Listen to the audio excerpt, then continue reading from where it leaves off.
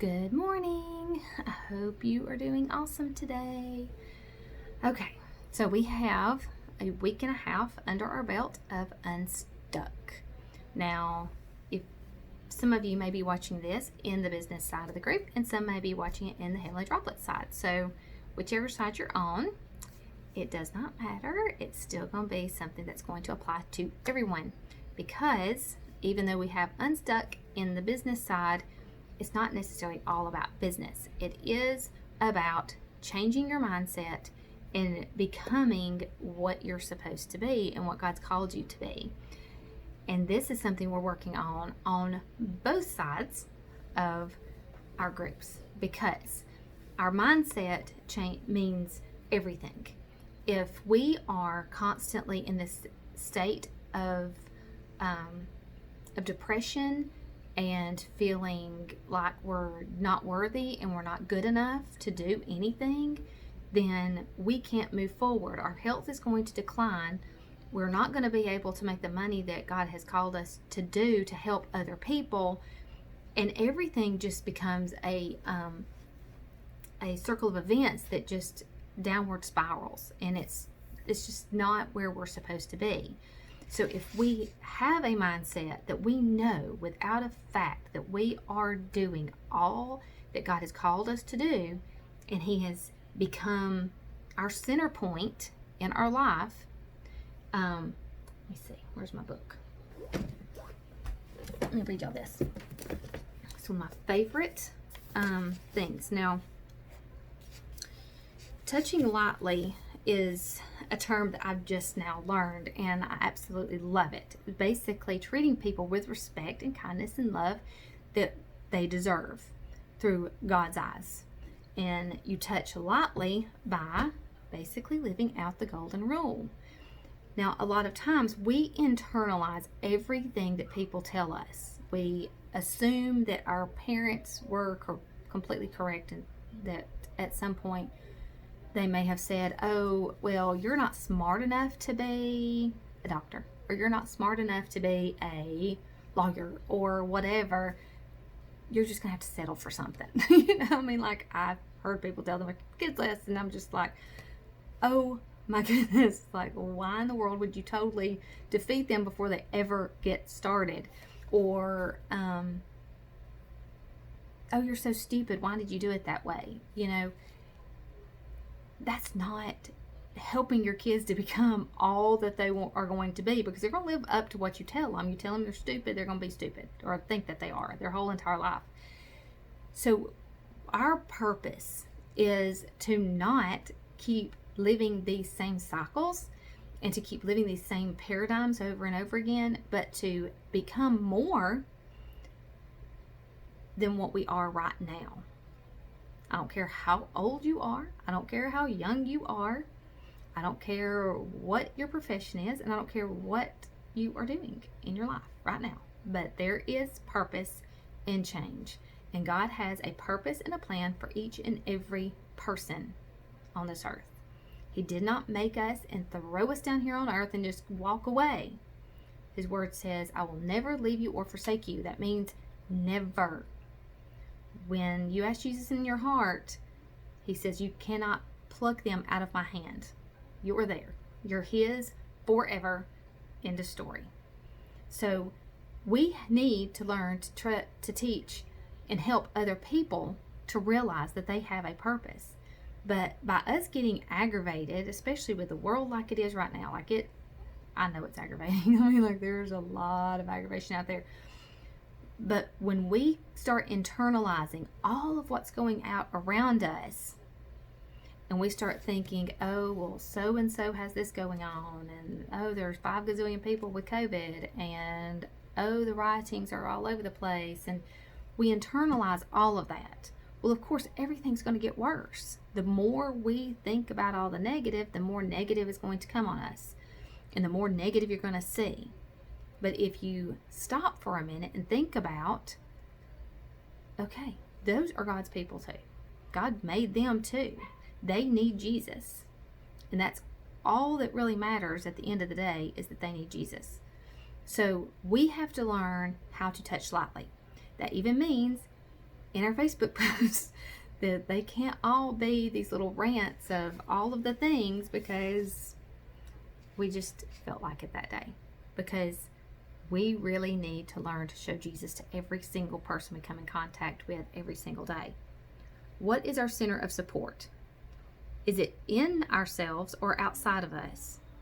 Are we self-poised, or does our balance depend on something external? According to the actual belief in which our answer to these questions is embodied, so will our lives be. In everything there are two parts, the essential and the incidental, that which is the nucleus and raison d'etre of the whole thing, and that which gathers around this nucleus and takes form from it. The true knowledge always consists in distinguishing these two from each other, and error always consists in misplacing them. Now, all those words get kind of jumbled. Like, when I first started reading this, like, I was a little bit confused because you start, this was like written back long time ago in the 30s. And so the words just kind of get a lot. But what is our center of support? Is it inside of ourselves or outside of us? Are we self-poised, or does our balance depend on something external? So it's like on a little teeter-totter thing. So where is our center of support? Now, on a teeter-totter, the support's in the center. It's what's holding it up. It's not dependent on these two other sides. The two other sides depends on what kind of weight is being thrown on it. It's not balanced, but if you put the same amount of weight on both sides, you can balance it. So when I look at this paragraph, I think of that. I think of the teeter-totter. I'm my own center of support. God is in me. God is guiding me. So I pay attention to what He wants. I don't pay attention to the external things that surround me. So is it in ourselves or outside of ourselves? Where am I going to get my support from? Am I going to allow all the crud that's out there, all on the media, all of the news, all of the things that's going on, am I going to allow that to become my support? Now, I'm telling you that the news people are not coming to your house to support you. They're not coming and saying, oh, let me love you, it's okay. They're not your support. Your husband or wife don't always know what to say to you, so they're not always going to be that support. They don't always come and say, oh, let me love on you. Sometimes they look at you and go, why are you so upset? Like, they are not where you're at, so you can't depend on them to be your support. Your children or your parents are not your support. All of those things are outside of you. Those things are on the outside. Those are external things that you cannot control. You cannot control the world around you. You cannot control everybody else's feelings, thoughts, and beliefs. Nothing. You can only control you. You can only control what you're doing in your life and for you, and where you're going to put your belief. So you can allow yourself to be thrown from here to yonder every single time you watch the news. That's why I do not watch the news. I'll turn it on momentarily to just see what the major things are that's going on. I like to know the things that are happening, but then I quickly turn it off. I don't sit and just dwell on it all day long. And then I make myself make a choice, because we have choices to make every single day. We have the choice to say, I'm going to be scared, or I'm going to live in faith. I'm going to be fearful of everything around me, or I'm going to be in faith that God knows what He's doing, and God is always in control. Doesn't mean life's always pretty, because life is hard, and life does have some, God didn't promise us beautiful days every day. We still have rain, we still have storms, but He did promise He would never leave us. So if our only part of our faith that we can hold on to is the fact that we know that God is still standing there by us, and He's never ever going to leave us, then that's what we have to put our trust in. We cannot put it into all the external things around us, because the government is not going to protect you at the end of the day. I mean, like, when all is said and done, they're not individually coming to you and saying, how can I support you today? That is not where you put your trust. The government did not make the world. The government is a man-made thing. You cannot put your trust in things that are external. You have to put your trust only in what you know to be true. You can't always believe everything that the media says either, so you can't really put your trust in that because you don't know if that's true or not. In everything, there are two parts: the essential and the incidental. That which is the nucleus in raison d'etre, and that which gathers around the nucleus and takes form from it. Now, we know that a nucleus is the center. So there again, if we are our center of support, I'm my center of support. We have the nucleus. What do we really truly want out of our life? What is, if you could do anything ever, what would it be? What would be the center of your support? Your nucleus? What would you do? So say you need to lose weight. I want my health to be better. I'm tired of dis-ease. I'm tired of all of these ailments that I've got going on. So your nucleus would be, I need better health. Now, because you want better health, because you begin doing things to change your health, your nucleus then has, which is your, that is your essential. That's what you have as your essential, is your nucleus. That's your center. But then everything else gathers around it. So like, once you become healthier, say, okay, my first step is going to be to come off of sugar. That's going to be my first health step that I'm going to do. Not doing anything else. I'm going to come off sugar, which is a huge, huge, huge step. If you come off of sugar, you're going to accomplish a whole lot of other things as well. Therefore, that's your center. That's your essential, your nucleus, your center. So once you come off of sugar, you're going to see all these incidentals happen. So you want to lose the weight. You want to do have better health in general. You want to be able to have all the disease begin coming down, which if you're losing weight, and more than likely if you're coming off of sugar, then if you've got diabetes, then you're going to be helping a whole lot in your A1C levels and all of those kind of things. You're going to see major improvement in a lot of other areas. So if you just say, but you need to be specific. Don't just say better health in general, but what the better health is your nucleus. That's your center. And what about that better health are you looking for? Weight loss.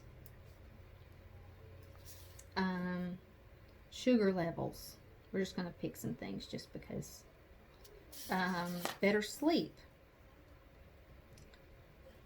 Heartburn. Exercise. You may not be wanting to like run a marathon, but you may be wanting to like just be able to walk for 10 minutes. That's huge. Whatever it is that you want to do. Heart support. Like having better heart function. Like if you're feeling sluggish and slow, fibromyalgia or pain, we'll say joint pain, because that goes along with a lot of things. So this is your center.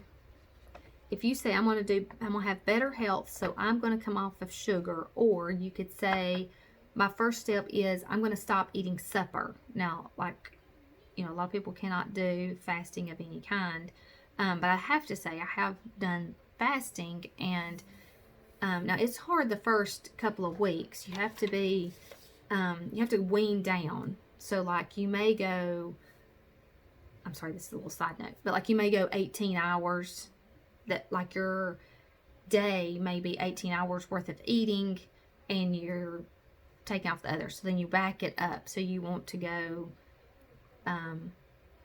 19 hours without eating, or, you know, like you're going to have just this little span. You want to get it down to where you only have an 8-hour window that's going to be your eating time during the day. Once that 8 hours is up, then you don't eat anymore for the day.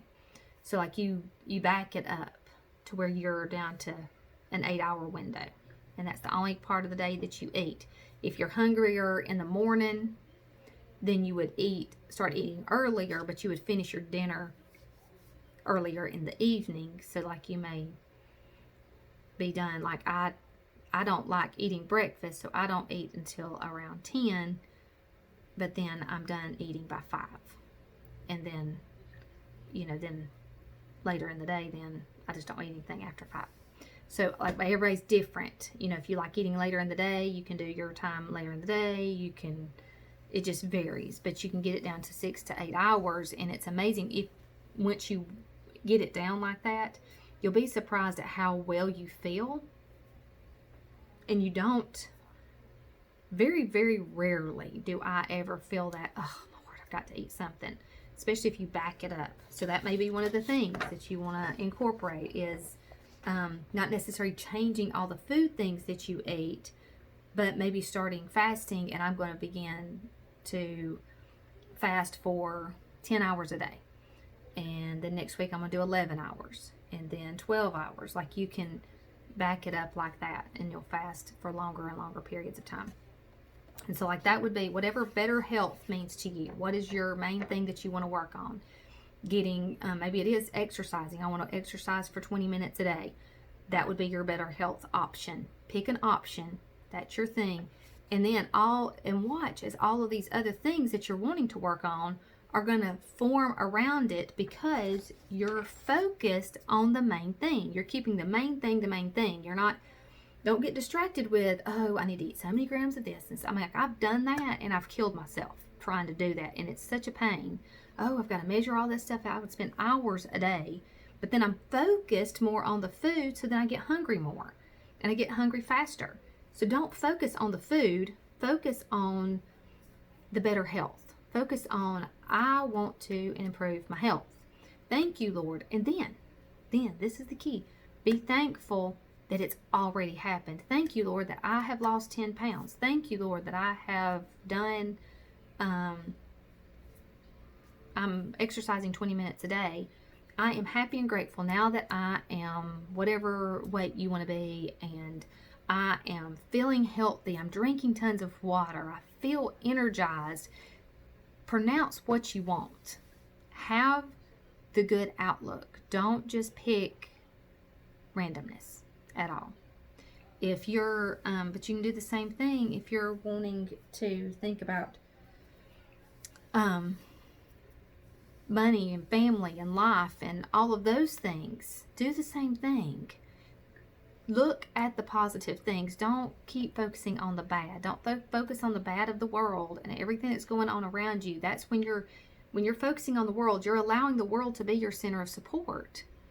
And it cannot be. It can't help you at all. We worry so much about these things that we cannot control. You can only control you. So don't worry about all of those other things. You have the choice. When I learned it's taken me years and years and years to learn this one simple thing. I have a choice. I'm a grown woman and I have a choice to make.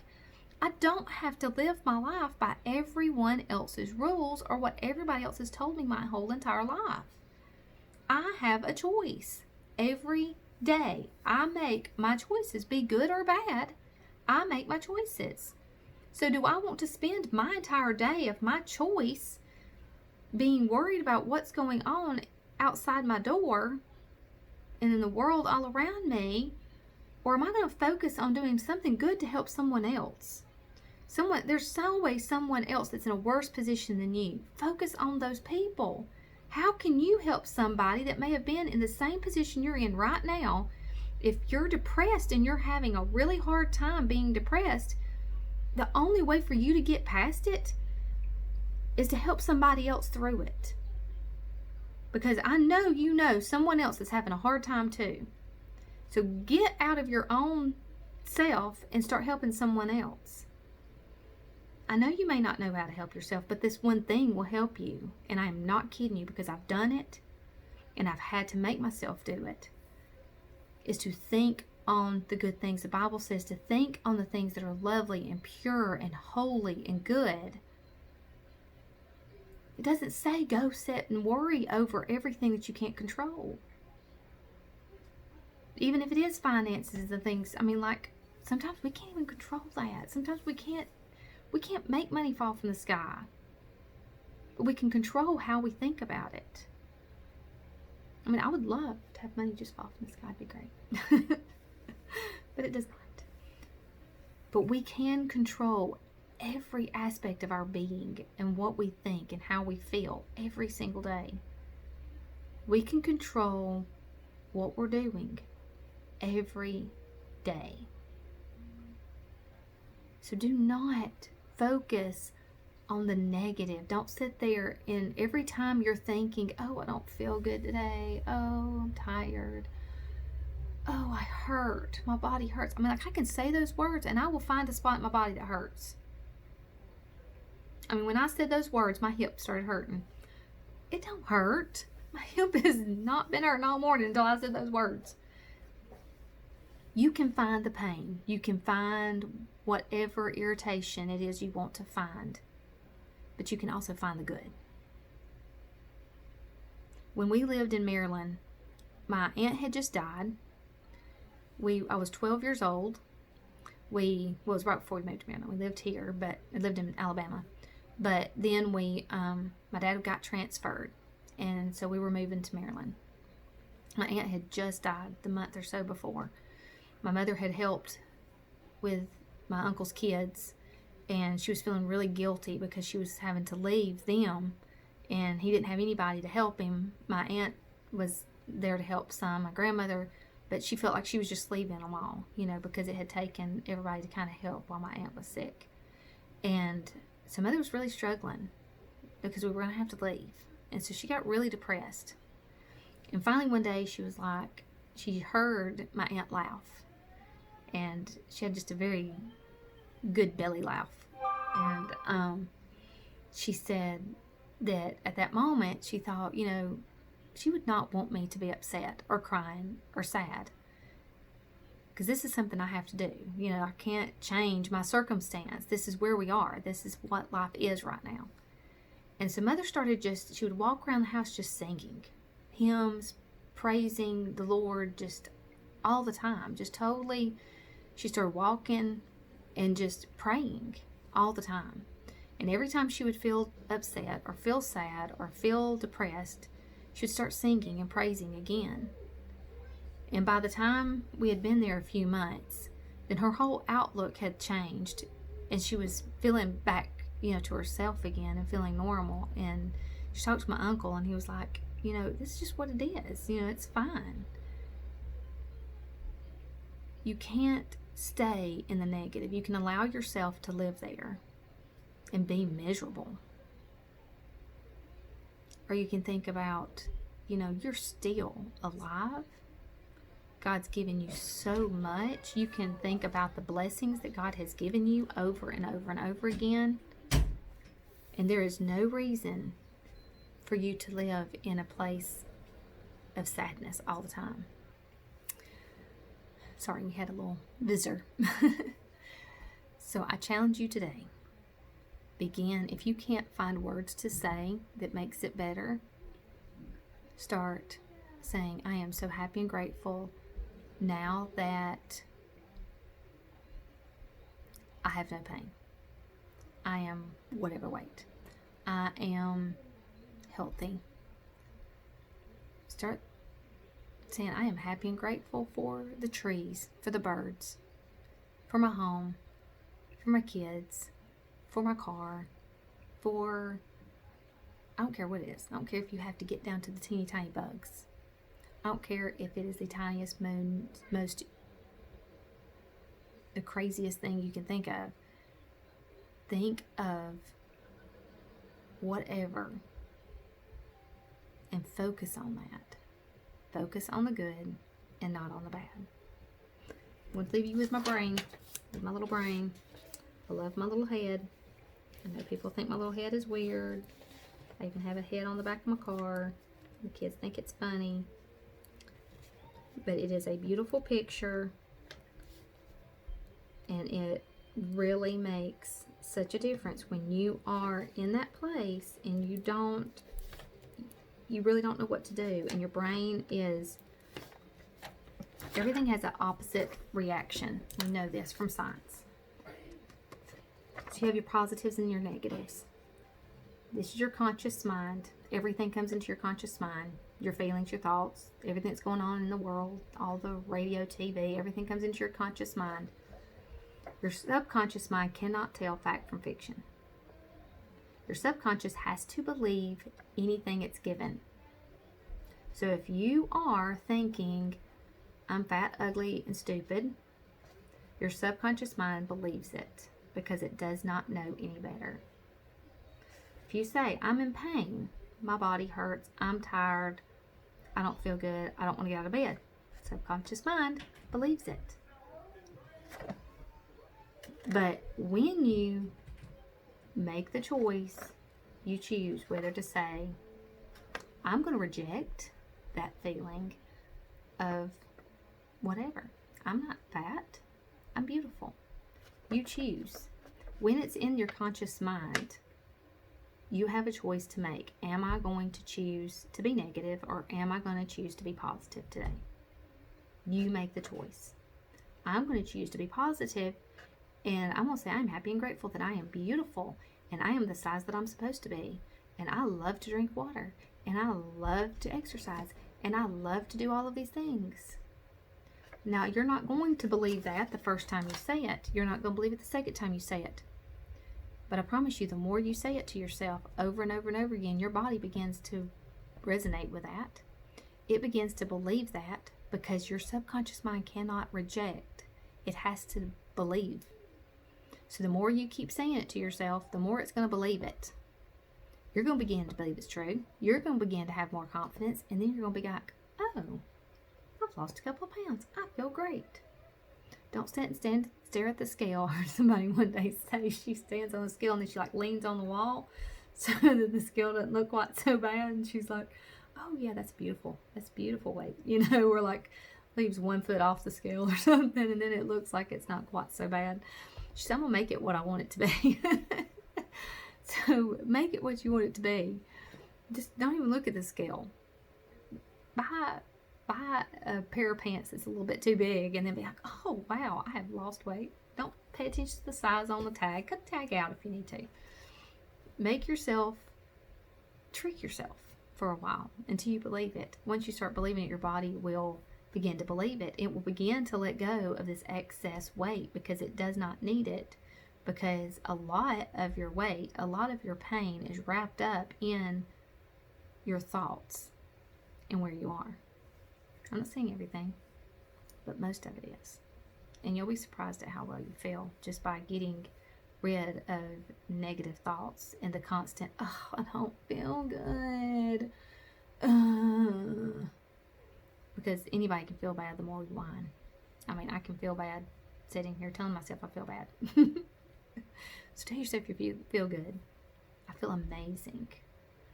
And do not say I am not depressed, because you're bringing more depression in. Say, I am happy that I feel alive. I am happy and grateful that the world is beautiful. I'm happy and grateful that God is always in control. I'm happy and grateful that I do not have to fear. I'm happy and grateful that I have faith. I am happy and grateful that that the world is just beginning to overflow with people who are making good choices and that are standing up for what is right. Don't focus on the rioting. Focus on those people who are trying to make a difference. Because there are some out there. It's just hard when you're fighting against the news who loves to throw out the negative. You have to find the positive in it. Because there again, that is not your center of support. The news people is not your center of support. So, remember your head. Every single time a negative thought comes into your mind, think about, am I going to throw it on the side of fear or am I going to throw it on the side of faith? You pick. You choose. You have a choice to make. So, I love you. I hope you have an amazing day. And I will talk to y'all soon.